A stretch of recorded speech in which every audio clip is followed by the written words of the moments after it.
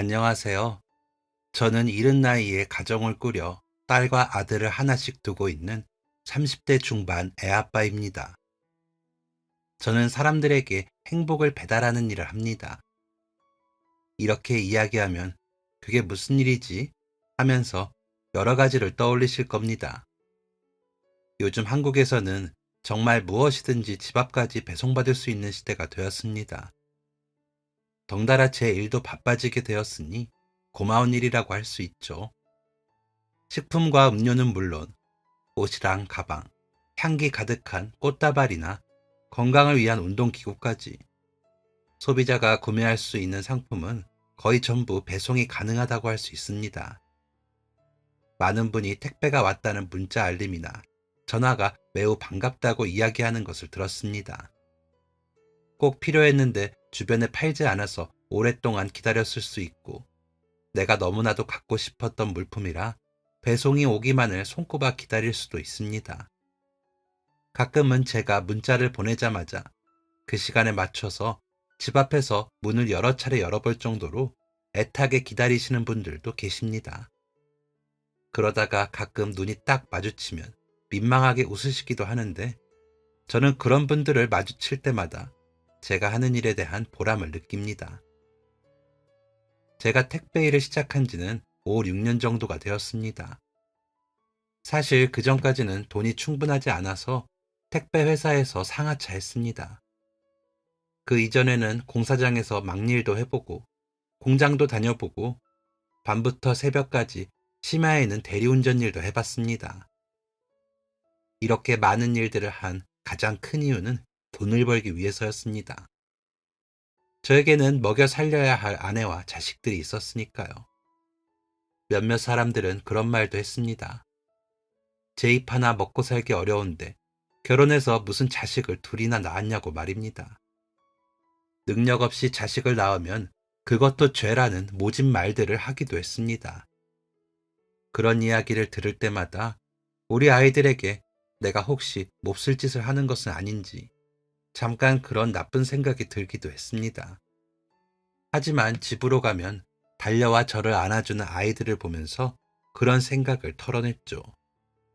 누가 뭐래도 내 아이들에게 그리고 가족들에게 가장 의지할 수 있고 힘이 되는 것은 남편이자 아버지인 저였습니다. 세상이 뭐라고 손가락질하고 저희를 비난해도 저와 제 가족들은 그 누구보다 서로를 아껴주고 사랑하고 이해하는 존재였습니다. 물론 아이를 낳고 키우는 과정이 늘 이렇게 힘이 나지는 않았습니다. 20대 중반 아이를 낳기로 결심하면서부터 고생은 어쩌면 예고된 것이었죠. 그럼에도 저와 아내가 아이를 낳기로 결심한 것은 우리에게 찾아온 소중한 생명이었기 때문입니다. 가끔 뉴스나 인터넷에서 보곤 합니다. 아이를 낳을 수가 없어서 병원을 몇 년씩이나 다니면서 어려움을 겪는 부부들도 있더군요. 매일 힘든 주사를 맞으며 아이를 갖고 싶어 애쓰는 사람들을 보며 자연스럽게 아기 천사가 찾아온 것은 어쩌면 축복이 아닐지 하는 생각이 들었습니다. 또 얼마 전에는 어느 유명한 한의원 앞에 밤새 줄을 서서 기다리는 사람들도 보았습니다. 그곳에서 한약을 지어 먹으면 1, 2년 이내에 아이가 생긴다는 유명한 곳이라고 했습니다. 그래서 진료를 보고 약을 짓기 위해서 전날 밤부터 텐트와 의자, 침낭을 가지고는 밤을 새워서 기다리는 것이었습니다. 그렇게 아이를 갖기 위해서 큰 노력을 하며 애쓰는 사람들을 보며 아기 천사가 찾아온 것을 어찌 불평할 수 있을까요? 이른 나이 준비되지 않은 상태에서 찾아왔지만 분명 아이는 저희 부부에게 축복이었습니다. 몇 년 후 둘째를 낳은 것 역시 첫째를 키워보니 아이가 있다는 것이 얼마나 행복한지를 깨달았기 때문이었습니다. 제가 일찍 가족을 꾸린 것은 젊은 시절의 외로움 때문이기도 했습니다. 축복이라는 아이들의 삶이 모두 행복할 수만은 없죠. 그러다 보니 제 어린 시절은 꽤 외롭고 힘들었습니다. 태어나기 전 얼굴도 보지 못한 아버지가 돌아가시고 저는 홀어머니와 함께 자랐습니다.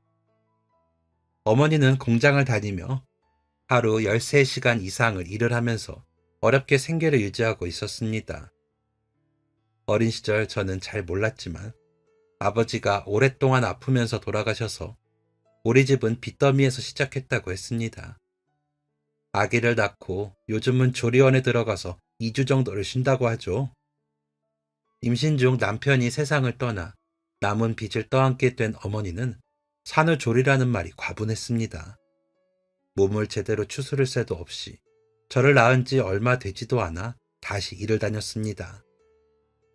외할머니에게 이야기를 들었더니 어머니는 아기를 먹이지 못해 젖이 새어나와 천으로 가슴을 몇 번이나 칭칭 감고는 일을 했다고 합니다. 그러는 동안 집에서는 젖을 먹고 싶어 애타게 우는 아이가 있었죠. 너도 그렇게 힘들게 자랐으면서 왜? 이야기를 듣기도 했습니다. 맞습니다. 분명히 그렇게 생각할 수도 있습니다. 어릴 때부터 그렇게 힘들게 자랐으면 꽤 불우한 어린 시절을 보냈을 텐데 왜 능력도 충분하지 않은데 아이를 둘이나 낳았을까 그럴 수 있습니다. 하지만 아이를 키워본 분들이라면 외로운 시절을 보낸 분들이라면 저를 이해할 수 있을지 모릅니다. 외로운 어린 시절을 보내면 보낼수록 가족이란 존재가 얼마나 간절해지는지 말입니다. 북적북적한 삶이 얼마나 그리운지요. 그래도 어머니가 그렇게 애를 써준 덕분에 저는 무럭무럭 잘 자랐습니다. 나날이 커가는 저를 보며 어머니는 굉장히 흐뭇해 하셨습니다. 하지만 그런 행복도 잠시, 출산 후에도 몸 한 번 제대로 쉰 적이 없던 삶이 너무 힘들고 고통스러웠던 걸까. 어머니는 제가 초등학생쯤 간부터 폐까지 암세포가 퍼져 손을 쓸 틈도 없이 세상을 떠났습니다. 이미 병을 앓았을 때는 온몸에 암세포가 퍼져 있어서 수술도 치료도 소용이 없다는 이야기에 외할머니는 바닥에 주저앉았습니다. 나 때문이다. 내가 내 자식 저렇게 힘들게 만들어서 지 몸도 못 챙길 정도로 가난하게 살게 해서 나 때문이다. 나 때문에 우리 딸이 나 때문에 죽는다. 내가 죽인 거다, 내 딸. 할머니의 고통스러운 울음에도 어머니의 병은 방법이 없었습니다. 병원에서는 마지막을 잘 준비하라는 이야기만을 남겼고 혹시나 너무 괴롭다면 진통제를 놓아주겠다고 했습니다. 하지만 그것은 어머니가 느끼는 아픔을 덜어줄 뿐 온몸에 퍼져 있는 암세포를 낫게 해줄 수는 없었습니다. 어머니가 병을 진단받은 이후 할머니는 매일같이 울었습니다. 자신이 못난 탓에 자식을 먼저 떠나보낸다면서 얼마나 우셨는지 모릅니다. 초등학생이지만 자식을 먼저 떠나보내는 것이 얼마나 괴롭고 힘든 일인지 할머니의 울음에서 저도 느낄 수 있었습니다. 어머니가 시름시름 앓으며 마지막을 향해 가는 동안 저는 감히 슬퍼할 수도 없었습니다. 사위를 앞세워 보내고 홀로 남아 애를 쓰며 생계를 꾸려가던 자기 딸을 떠나보내는 할머니의 슬픔이 너무 커 보여서 차마 저는 울 수도 없었죠. 병원에 다녀온 지 2달이 채 되지 않아 어머니는 떠났습니다. 그 후로 저는 할머니와 단 둘이 지내게 되었습니다. 할머니는 시장에 다니거나 이웃집에서 도움이 필요하다고 할 때 일거리를 거들고 돈을 벌었습니다. 정부에서 보조금이 나오기는 했지만 두 사람이 살기에 아주 빠듯한 금액이었습니다. 차비라도 아끼기 위해서 3, 40분 되는 거리를 걸어 다니는 것은 저와 할머니에게는 익숙한 일이었습니다. 저는 문제집 사달라는 소리도 한 번 한 적 없고 새 교복도 입어본 적이 없었습니다. 심지어 같이 학교에 다니는 애 중 가난한 친구 중에서는 셔츠라도 새 것으로 사 입기도 하는데 저는 그것마저 졸업한 선배들 옷을 물려 입었습니다. 졸업 전 이웃집 아저씨가 입다 버리는 셔츠를 물려받아 교복에 껴입기도 했습니다. 분명 원래 교복 셔츠와 차이가 있었겠지만 저희 집 사정을 뻔히 알고 있는 학교 선생님들은 그것을 보고도 한마디도 하지 않았습니다. 어머니와의 사이도 무척이나 각별했지만 초등학교 때 먼저 세상을 떠나신 후 쭉 할머니와 지내다 보니 저에게 더 큰 존재가 되었습니다. 오랜 시간 할머니가 제 보호자 역할을 해주셨으니까요. 아버지도 어머니도 계시지 않은 제 곁에 가족이 있어준다는 것만으로도 큰 의미였습니다. 게다가 연세도 많고 몸도 점점 약해지시는데 부모 잃은 손주를 키우기 위해 주변에 일거리를 얻으며 다니는 할머니가 어떻게 특별하지 않을 수 있겠습니까? 그래서인지 할머니를 생각하면 가슴이 저릿해지곤 합니다.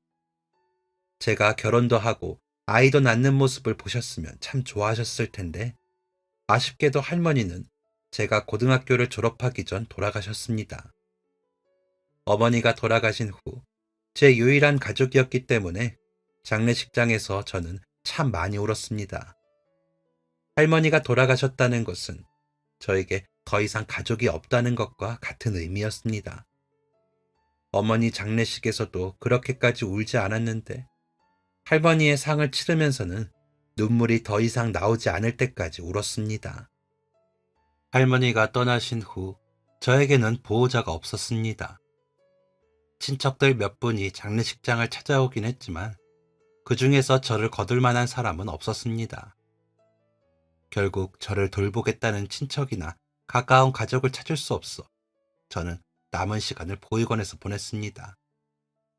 보육원에서 지내는 건 아무렇지 않았지만 할머니가 세상을 떠났다는 사실은 쉽게 받아들이기가 어려웠습니다. 그래서 저는 보육원에 들어가고 나서도 학교가 끝나면 혹은 수업을 빼먹고도 툭하면 할머니의 산소를 찾았습니다.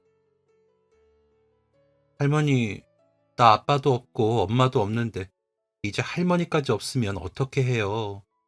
이 넓은 세상에 핏줄 하나 없이 나 혼자인 게 말이 돼요? 할머니, 어떻게 나 혼자 남겨두고 가요? 그렇게 우리 엄마가 보고 싶었어요? 할머니는 하늘에서 딸이랑 사이 만나서 좋겠지만 나는 어떻게 해요? 나는 이 세상에 혼자인데. 할머니, 보고 싶어요.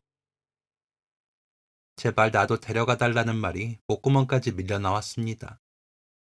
하지만 이 말을 뱉어내면 하늘에 계신 할머니가 얼마나 속상할까 싶었습니다. 그 상황에서도 그런 생각이 드는 것을 보면 제가 할머니를 정말 아끼고 사랑했구나 싶습니다. 하늘에서 제 이야기를 듣고 있는지 아닌지도 모르는데 혹시나 들으시면 속상할까 말을 아낄 정도였으니까요. 할머니에 대한 애틋함과 좋은 추억 때문인지 저는 지금도 길에서 나이 든 어르신들을 보면 마음이 쓰입니다. 특히 택배를 배달하다 보면 홀로 지내는 어르신들을 가끔 보게 되는데 그냥 지나치지 못하고 인사라도 건넬 정도로 마음을 쓰곤 합니다. 할머니가 돌아가신 후 시설에서 힘들어하던 저에게 먼저 다가와 준 것이 바로 지금의 아내입니다. 저와 동갑이었던 아내는 어린 시절 부모님이 일찍 돌아가셔서 얼굴도 본 적이 없다고 했습니다. 완전 갓난아기 시절부터 영아원에 들어와 보육원으로 옮겨지며 여러 시설을 거쳤다고 하더군요. 부모님이 어떤 분일지 생각을 해본 적도 있지만 얼굴도 모르는 사람들을 그리워하는 것은 오래 가지 않았다고 합니다. 그래서 빨리 잊었다고 합니다. 어린 날 자기도 모르게 마음속 깊은 곳에서부터 느껴지는 외로움을 잊을 수 있는 방법이 그것뿐이었다고 하더군요. 외로운 젊은 남녀는 만나서 많은 이야기를 나누었습니다. 기숙사는 남자와 여자를 구분해서 생활하지만 저희는 학교가 끝난 후 혹은 주말이면 둘이 많은 이야기를 나누며 시간을 보냈습니다. 서로 같은 상황은 아니었지만 아내와 있으면 이상하게 마음이 편안했습니다. 무거웠던 마음이 가벼워지는 기분이라고 해야 할까요? 결혼할 상대를 보면 알아볼 수 있다는데 아마도 저희 사이가 그러지 않았을까 생각해 봅니다. 언제 밥이나 한번 먹자 라는 말을 끝으로 저희는 보육원을 나갔습니다. 보육원을 퇴소하고 아내는 원래 살던 곳에서 멀지 않은 광역시로 이사를 했습니다. 그곳에서 아는 언니와 함께 산다고 하더군요. 기술을 배운 아내와 달리 저는 특별히 하고 싶은 일이 있는 것도 아니고 꿈이 있던 것도 아니라 어디에서 지내든 상관이 없었습니다. 동네에서 일자리를 구하려고 하는데 모든 게 손에 잡히지 않았습니다. 작은 동네라 일자리가 많은 것도 아니었고 자꾸만 아내 생각이 나서 오래 살던 고향이었음에도 불구하고 마음이 둥실둥실 떠다니는 기분이었습니다. 언제부터 그랬는지 모르지만 고향이 더 이상 익숙한 느낌이 아니었습니다. 그저 아내만 더 이상 이곳에 살지 않을 뿐인데 낯설고 텅 빈 마을 같다는 생각이 들었습니다. 고민 끝에 저는 짐을 싸서 아내가 간다던 곳으로 떠났습니다. 뭔가를 하겠다는 뚜렷한 목표나 계획도 없이 그저 아내와 가까이에 있고 싶다는 생각으로 말이죠. 그리고 터미널에 도착하자마자 저는 공중전화기로 아내의 핸드폰으로 연락했습니다. 지금 터미널이라고? 놀러 온 거야? 아니, 나 너 보고 싶어서 왔다. 저도 그때 왜 그런 말을 했는지 모르겠습니다. 퇴소 후 헤어져 있는 몇 달 동안 쌓였던 그리움 때문에 머리가 어떻게 돼버린 걸까 싶었습니다. 계속해서 참아왔던 말이 어쩌면 이번이 마지막일지 모른다는 생각에 터져 나왔는지도 모릅니다. 어느 쪽인지는 알 수 없지만 우선 승부수를 던졌고 이제는 결과를 기다려야 했습니다. 지금은 태어난 척 이야기를 하지만 사실 그 당시에는 두근두근도 아닌 쿵쾅쿵쾅 심장 소리가 귀에 들려왔습니다. 사람의 심장 소리가 기계 없이도 귀에 들릴 수 있는지를 그때 경험했습니다. 그리고 정말 다행스럽게 아내는 그런 제 고백을 거절하지 않고 받아주었습니다. 보고 싶었다는 제 말에 일 끝내고 얼른 가겠다며 근처 카페라도 들어가서 조금만 기다리라고 했습니다. 사실 대답이 나오는 짧은 몇 초 동안은 주변의 공기가 마치 한겨울 고드름처럼 얼어붙는 것 같았습니다. 아니다. 내가 갈 거니까 주소 보내라. 생전 처음 오는 곳에서 무슨 자신감이었는지 모르겠습니다. 하지만 사나이가 어떻게 사랑하는 여자를 오라가라 할 수 있겠습니까?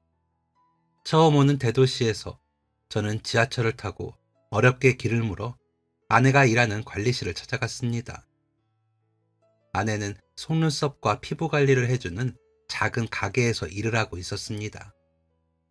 지금 찾아보면 터미널에서 관리실까지 대중교통으로 길어야 40분 정도 되는 거리입니다. 하지만 그 당시 초행길에 지하철이라는 것도 처음 타보는 촌놈이라 거기까지 찾아가는데 무려 2시간이 걸렸습니다. 길을 헤매고 잃어버리고 더운 날씨에 땀이 비 오듯이 쏟아졌지만 힘든 줄도 모르고 발걸음이 가벼웠던 기억이 납니다. 그렇게 다시 만난 저희는 고백은 다시 하지 않았지만 연인이 되었습니다. 저는 아내와 같은 동네에 살기 위해서 집을 얻었고 일자리를 찾았습니다. 동네에서도 찾으려면 찾을 수 있던 그냥 공장 일이었지만 아내와 같은 동네에서 살게 되어 그런지 특별하게 느껴졌습니다. 1년 동안 저희는 열심히 돈을 모으며 같이 살 날을 꿈꿨습니다.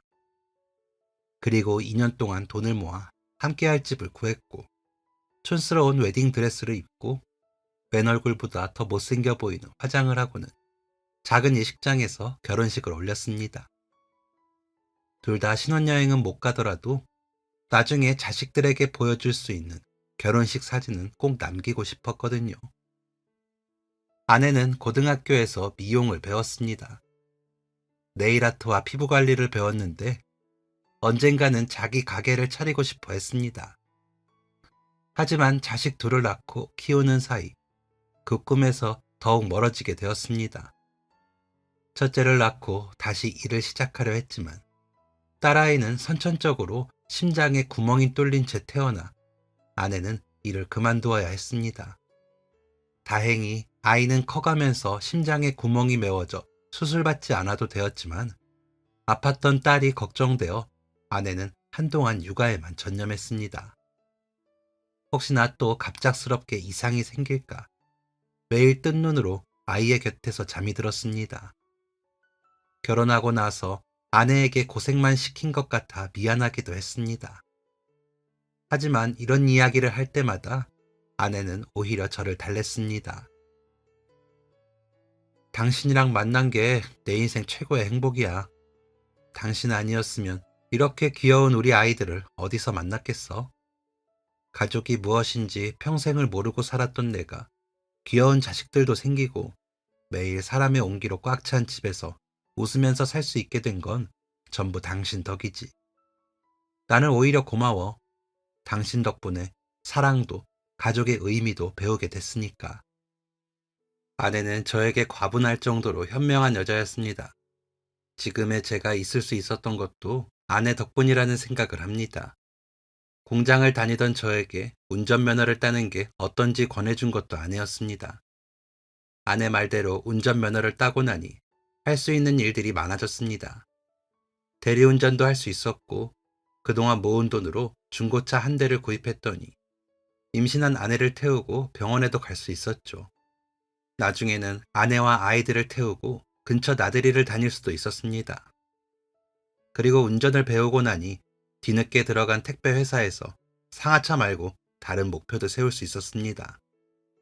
물류센터에서 상하차만 할 줄 알았던 제가 아내 덕분에 운전을 배워 배달까지 꿈을 꾸게 된 거죠.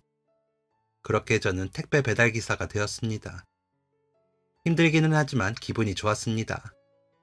누군가 제가 오기를 기다린다는 느낌이 저를 뿌듯하게 만들어 주었거든요.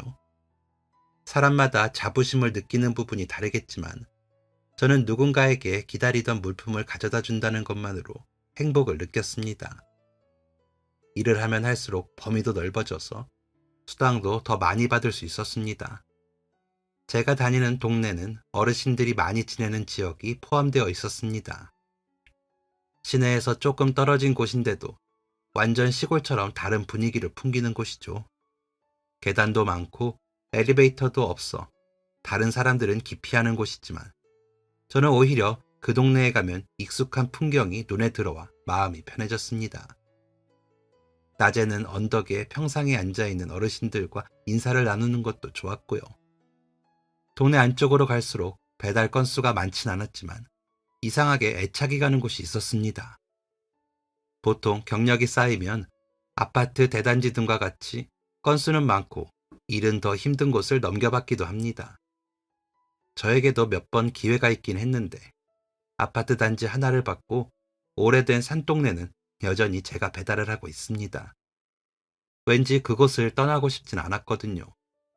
그러던 어느 날, 더운 여름날이라서 그런지 제가 그만 주소를 잘못 본 실수를 하고 말았습니다. 익숙한 길이라서 저도 모르게 감으로 가다가 그만 평소보다 더 깊은 산동네에 도착을 해버렸죠. 몇 년을 그 근처를 배달 다니면서도 처음으로 가본 곳이었습니다. 이 안에도 집이 있구나 싶었죠. 꼬불꼬불한 골목을 따라 들어가니 사람이 거의 살지 않는 듯 온기가 별로 없었습니다. 그리고 물건을 배달하려는 집 앞에 이상한 쪽지 하나가 붙어 있었습니다. 이 쪽지가 7월 1일까지 붙어 있으면 아래 번호로 전화해 주세요. 이게 뭐지? 생각이 들었습니다. 오늘 날짜로부터 3일 이후였습니다. 철제로 된 대문 안쪽에는 종이와 박스 같은 게 쌓여 있었습니다. 저는 배달을 하기 위해서 문을 두드렸습니다. 안쪽에서는 인기척이 없어 다시 한번 문을 두드렸는데 한참 후 느린 걸음의 어르신 한 분이 문을 열어주었습니다. 누구세요? 안녕하세요. 혹시 주성철 씨 아니신가요? 아닌데요. 그럼 혹시 주성철 씨가 여기 살고 계시는가요? 아니요, 그런 사람 없는데. 여기는 저 혼자 살아요. 어? 여기 보면 주소지가, 아, 그때서야 다시 주소지를 보고 대문 옆에 숫자를 확인했습니다. 제가 주소지에 적힌 숫자의 앞뒤를 잘못 읽고 왔던 것이었습니다. 저는 주소를 잘못 읽고 이 깊은 골목까지 들어왔다는 사실을 깨닫고 아차 싶었습니다. 게다가 주인도 아닌 상품을 들고 맞는지 어르신에게 확인하느라 번거롭게 한 것도 죄송했습니다. 죄송합니다. 제가 주소지를 잘못 봤네요. 죄송합니다. 죄송합니다. 주소지를 잘못 봤다고 이야기하자 어르신은 찬바람이 뒤로 쌩 날리는 것처럼 바로 돌아서서는 대문을 닫고는 안으로 들어갔습니다. 제 말이 채 끝나기 전에 얼마나 빠르게 들어가셨는지 닫힌 대문 앞에 제가 미처 다 하지 못한 이야기들이 웽웽 파리처럼 주변을 맴돌고 있는 것 같았습니다. 깊은 골목 끝에 혼자 사는 어르신의 뒷모습을 저는 한참 바라봤습니다. 집안에도 온기가 하나도 없는 듯 했습니다. 마당에도 종이와 박스가 쌓여 있을 뿐 도저히 사람이 사는 곳이라고 보긴 어려웠습니다. 마치 대문과 담벼락으로 세상과 벽을 쌓은 채 혼자 고립되어 계시는 것 같았습니다. 가족들은 있으신지, 어떤 사연으로 이렇게 외로운 곳에서 혼자 지내고 계시는지 여쭤보고 싶었지만 대문을 닫고 돌아서는 그분의 뒷모습이 다른 사람들과 이야기하고 싶지 않은 것 같아 감히 주제넘게 물어볼 수가 없었습니다. 어르신이 집 안으로 들어가기까지 한참을 바라보던 저는 문 앞에 붙어있는 쪽지를 다시 한번 읽어보고는 카메라로 사진을 찍었습니다. 그리고 떨어지지 않는 발걸음을 애써 떼며 다시 택배를 원래의 주인집으로 배달해주기 위해 나섰습니다. 다행히 그날 택배는 무사히 제 주인을 찾아서 전달했습니다. 어르신이 계시지 않았다면 잘못 배송된 것을 한참 후에야 알게 되었을지도 모릅니다. 정말 다행히도 바로 이름을 확인하며 주소를 잘못 찾아왔다는 것을 알 수 있었기에 더 늦기 전에 수습할 수 있었죠. 하지만 그날이 지난 후에도 저는 외롭고 쓸쓸해 보이던 어르신의 뒷모습을 잊을 수가 없었습니다. 택배를 배달 다니면서 운전하면서도 계속해서 어르신의 모습과 쪽지가 떠올랐습니다. 그리고 이날 있었던 이야기를 아내에게 해주었습니다. 그래? 어르신 혼자 그렇게 떨어진 데 살고 계시면 신경이 쓰이겠네. 게다가 그런 쪽지까지 붙어 있으니 마음이 쓰일만해. 그게 그저께 있었던 일이라고 했지? 마침 오늘이 쪽지에 적힌 마지막 날이었네. 너무 신경이 쓰이면 내일 한번 가봐. 쪽지가 다시 붙어 있으면 마음이 놓일 수도 있잖아. 혹시 아직도 그 쪽지가 그대로 붙어 있으면 당신이 그 연락처로 전화해 줄 수도 있고. 그럴까? 아무래도 내일 가봐야겠어. 이대로는 내 기분도 너무 찝찝하고 요즘 그 일로 너무 신경이 쓰여서 일에 집중도 잘 안 되는 것 같아. 당신 말대로 내일 시간 내서 가봐야겠다. 어떤 일이 있는지 눈으로 봐야겠어. 그래야 마음이 정말 편할 것 같거든. 그런 외진 곳에서 사람의 온기도 없이 혼자 지내는 분이라니 어떤 사연이라도 있는 게 아닐까? 나도 그런 것 같아서 궁금하기는 한데 내가 잠깐 이야기를 나눌 때도 사람의 방문이 달갑지 않은 듯한 눈치였거든. 그래서 다시 여쭤보기가 좀 그렇더라고. 궁금하기는 하지만 어르신이 불편할 수도 있으니 우연히 마주쳐서 먼저 말을 걸어주신다면 좋겠지만 그게 아니라면 내가 이야기를 꺼내기는 어려울 것 같아. 그러게, 그렇게 고립된 채 지내고 계신다면 이유가 있을 거야. 정말 사람이 불편하거나 싫어서 그러실 수도 있고 먼저 다가오시기를 기다릴 수밖에 없겠네. 저는 아내의 조언대로 다음날 점심시간쯤 다시 그 할머니의 집을 찾았습니다. 쪽지에 써진 날짜가 하루 지난 후라 혹시나 그대로 붙어있으면 어쩌나 걱정하는 마음으로 갔습니다. 떨리는 마음으로 집 대문 앞에 서니 쪽지가 보였습니다. 가까이 다가가니 쪽지에 적힌 글자가 눈에 들어왔습니다. 이 쪽지가 7월 8일까지 붙어있으면 아래 번호로 전화해주세요. 쪽지의 내용을 읽자마자 다행이다라는 생각이 들었습니다. 정말 다행히도 제가 마지막으로 봤을 때와 다르게 쪽지의 날짜가 바뀌어 있었습니다. 혹시나 내가 잘못 본 것은 아닐까 싶어 며칠 전 찍어두었던 사진을 다시 보았습니다. 여러 번 다시 확인해도 제가 마지막으로 봤을 때와 날짜가 달라져 있었습니다. 다시 일주일 후로 날짜가 갱신되어 있었죠. 이 쪽지는 할머니가 붙이신 듯하니 다행히 별일이 없는 거구나 싶었습니다. 저는 다시 쪽지의 사진을 찍었습니다. 혹시나 잊어버리지 않도록 달력에 날짜도 표시해두고 알람이 울리도록 설정했습니다. 8일 이후 다시 쪽지의 날짜가 갱신되어 있는지 확인하러 오고 싶었습니다. 할머니가 이 다음에도 괜찮으신지 알고 싶었습니다. 그렇게 또 열심히 일을 하면서 일주일이 쏜살같이 지나갔습니다. 하루 지난 9일, 저는 쪽지의 날짜가 바뀌어 있을까 기대하며 다시 그 집을 찾아갔습니다. 혹시나 그대로면 어떻게 하지? 대문 앞에 가서 쪽지의 날짜를 확인하기 전까지 심장이 두근거렸습니다. 그리고 그날도 역시나 정말 다행히도 쪽지의 날짜가 바뀌어 있었습니다. 이 쪽지가 7월 15일까지 붙어 있으면 아래 번호로 전화해 주세요. 그리고 또다시 날짜가 갱신되어 있었습니다. 역시나 다행이라는 생각을 하며 발걸음을 돌렸습니다. 그냥 지나치는 것이 아쉬워 대문 앞에 비타민 음료를 걸어두고 왔습니다. 다음 날짜에 또다시 찾아오겠다고 마음속으로 약속하고는 돌아섰습니다. 하지만 제 방문은 더 이상 이어질 수 없었습니다. 7월 15일에 찾았을 때 다음 23일로 날짜가 갱신되어 있었습니다. 그래서 저는 24일 또 날짜가 갱신되어 있겠지 기대를 하며 할머니의 집을 찾았습니다. 하지만 제 예상과는 다르게 할머니의 대문 앞에 서니 그 전에 봤던 쪽지의 날짜가 바뀌지 않은 채 그대로 있었습니다. 이 쪽지가 7월 23일까지 붙어 있으면 아래 번호로 전화해 주세요. 거의 한 달 가까이 할머니의 집을 찾았지만 한 번도 쪽지의 날짜가 지난 적이 없었습니다. 혹시나 해 대문 안쪽을 살폈지만 인기척은 느껴지지 않았습니다. 늘 보던 마당의 풍경도 그대로인 것 같았습니다. 하지만 바뀌지 않은 일주일 전의 쪽지를 보니 식은땀이 흘렀습니다. 아, 드디어 올 게 왔구나. 할머니께 무슨 일이 생겼구나. 떨리는 손으로 붙어있는 쪽지에 써있는 번호로 전화를 하려는데 마침 지나가던 어르신 한 분이 제 모습을 보고는 한마디 건네셨습니다. 종이 쪼가리는 맨날 붙어있구먼. 무슨 글씨인지 원 까막눈이라 읽지도 못하겠네. 그나저나 그 집 할매 맨날 폐지 주우러 다니는데 요즘 통 보이질 않네. 이 동네 폐지는 나만 하지 않을 정도로 악착같이 주우러 다니는 양반인디 별일이야. 한동안 할머니를 보지 못하셨다는 어르신의 이야기를 들으며 쪽지에 적혀있는 연락처의 번호를 눌렀습니다. 이웃에 사는 어르신은 글자를 읽을 수 없어 쪽지의 날짜가 달라지지 않고 할머니가 보이지 않으셨지만 무슨 내용인지를 몰라 연락하지 못하신 것 같았습니다.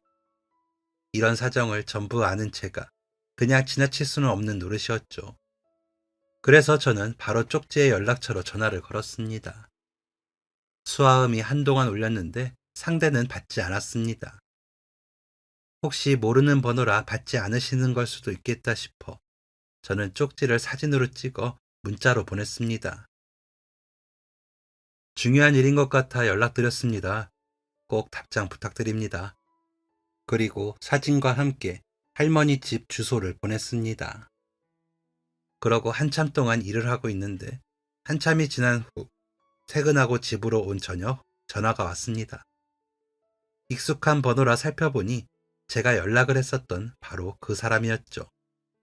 저는 전화가 끊어지기 전에 얼른 받았습니다. 여보세요? 여보세요? 문자 주신 분 맞나요? 전화기 너머로 40, 50대 중년의 여성분 목소리가 들려왔습니다. 그런데 여자분의 목소리는 울음이 섞여 있었습니다. 얼마나 울었는지 지금까지도 목소리에서 축축한 눈물이 느껴지는 것 같았습니다. 또 한참을 소리내어 울었는지 약간은 쉰 듯한 느낌도 들었습니다. 상대 여자분은 말을 잇기를 망설이는 듯 하더니 대뜸 고맙다는 인사를 했습니다. 고마워요. 정말 고맙습니다. 뭐라고 감사 인사를 드려야 할지 모르겠습니다. 혹시 시간을 내어주신다면 밥이라도 대접하고 싶어요. 네? 아니, 제가 뭘 했다고. 아닙니다. 저는 아무것도 한 것이 없는걸요. 감사 인사 받을 일이 없습니다. 아닙니다. 정말. 정말 큰일을 해주셨어. 선생님 덕분에 제가 시어머니를 보내드릴 수 있었습니다. 지금 제가 상중이라 이야기를 길게 하기가 어렵네요. 시간 내주시면 찾아뵙고 인사드리겠습니다.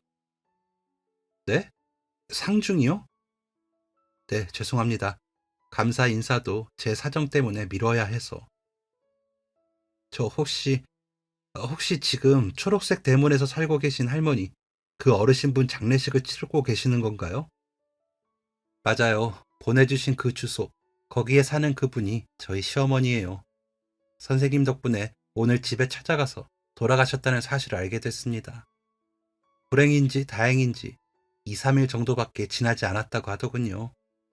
선생님이 아니었으면 언제 찾았을지 정말 감사합니다. 저 혹시 괜찮으시면 장례식 장소를 알려주시면 저도 조문을 가고 싶습니다. 네? 굳이 그러지 않으셔도 괜찮습니다. 제가 괜히 신경 쓰일 말을 했나 보네요. 아닙니다. 저도 이전에 할머니를 뵌 적이 있어서 마지막 가시는 길이라고 하니 꼭 찾아뵙고 인사드리고 싶습니다. 제 간절함이 느껴졌는지 그분은 장례식장의 위치를 보내주었습니다.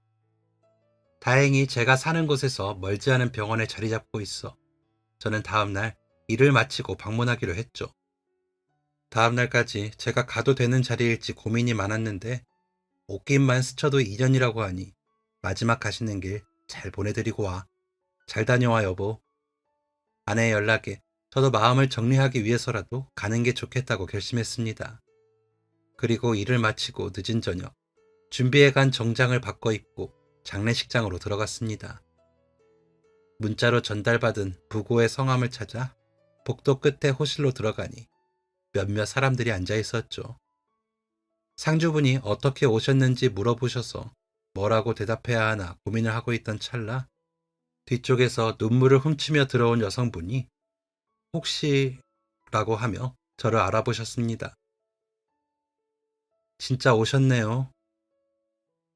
어르신의 영정사진 앞에서 인사를 드리고 향초와 국화꽃을 올리고 구석의 테이블에 앉아 밥이랑 국, 반찬을 몇 개 챙겨주신 아주머니가 같이 앉으셨습니다. 네, 별거 아닐 수 있지만 제가 택배 일을 하는데 이전에 주소를 잘못 보고 할머니 집을 찾았습니다. 그때 처음이자 마지막으로 할머니 얼굴을 뵀어요. 잘못된 이름과 주소지라서 그냥 이 집이 아니다라고 이야기하고 들어가시긴 했지만 제 착각일 수도 있지만 그 쓸쓸한 뒷모습이 잊히지 않았습니다. 그리고 그 앞에 붙어있는 쪽지가 자꾸만 신경이 쓰였습니다.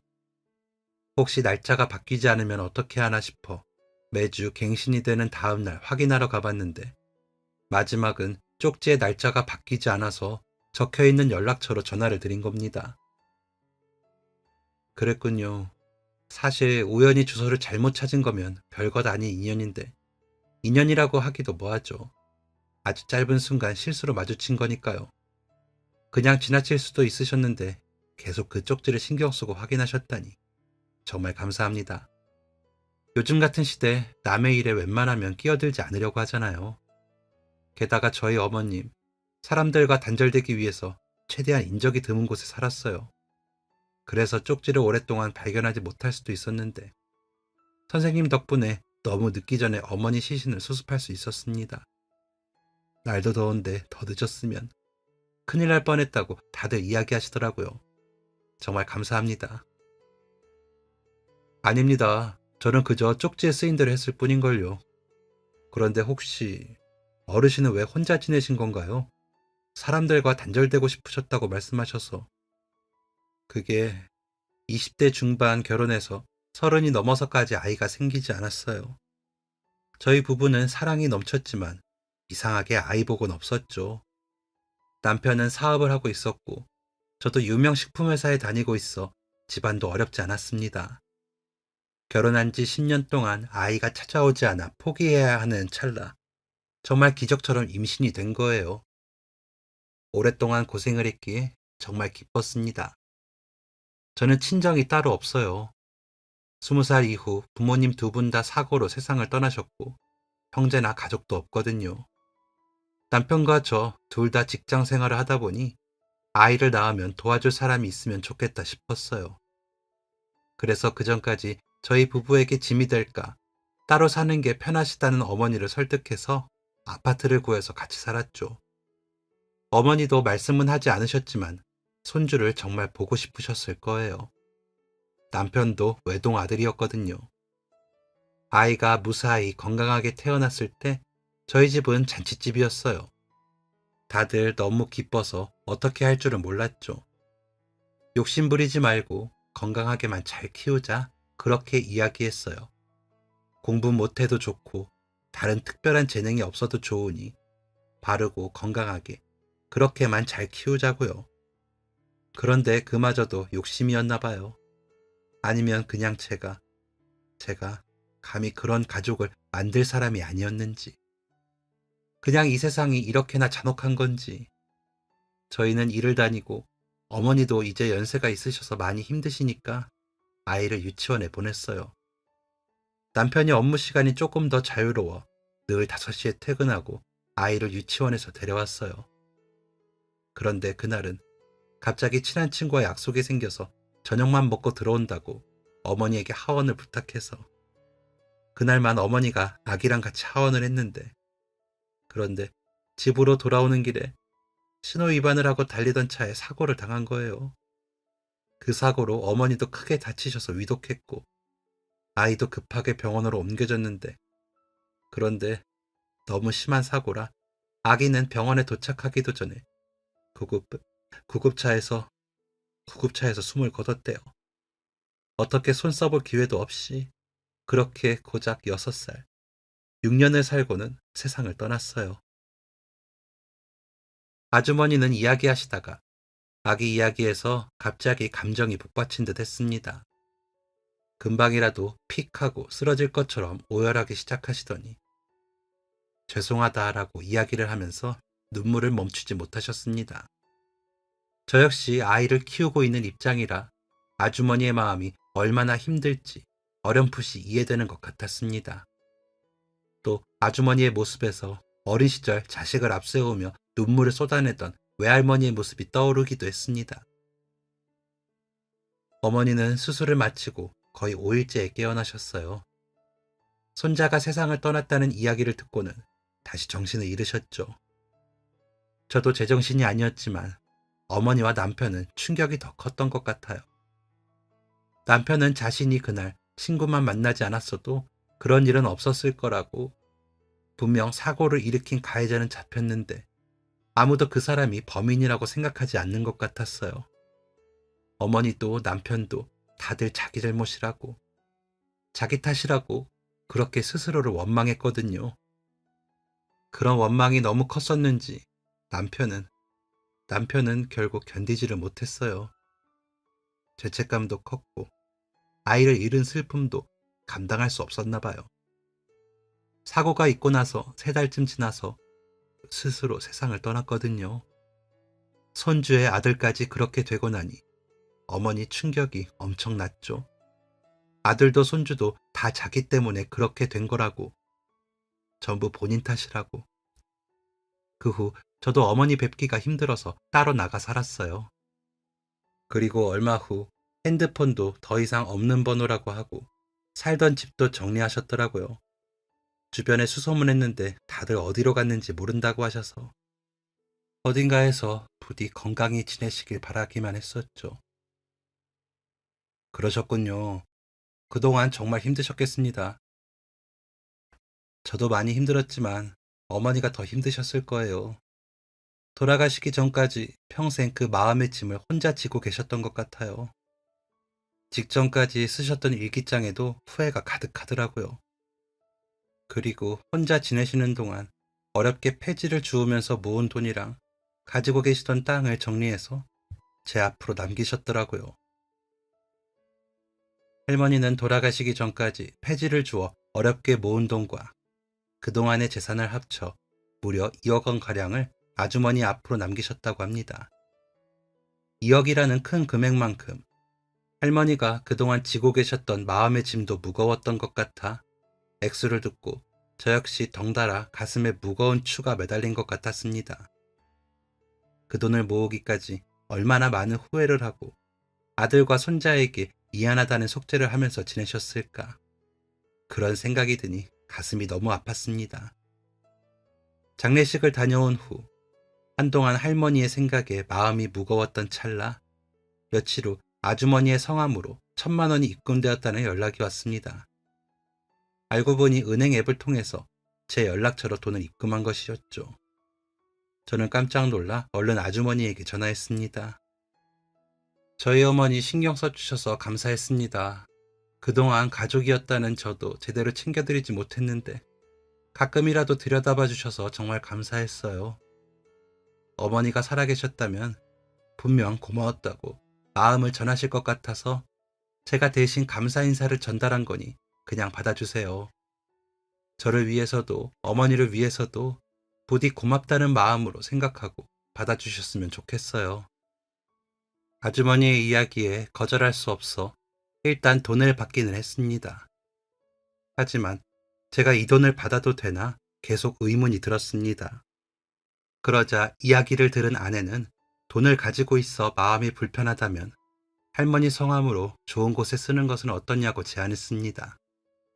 평생 마음의 짐을 무겁게 지고 계셨던 분이니 자신의 이름이 좋은 데 쓰이는 것을 본다면 기뻐하시지 않겠냐고 하면서 말입니다.